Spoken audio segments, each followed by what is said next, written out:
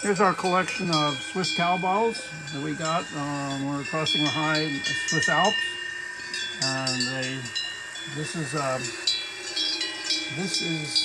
because the livestock are kept up in the high mountains to feed, and they're brought down in the winter to the valleys.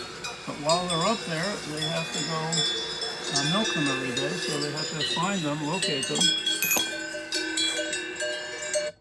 And so the littlest cow,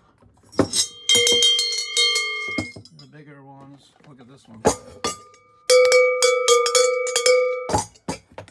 And this is all a concept.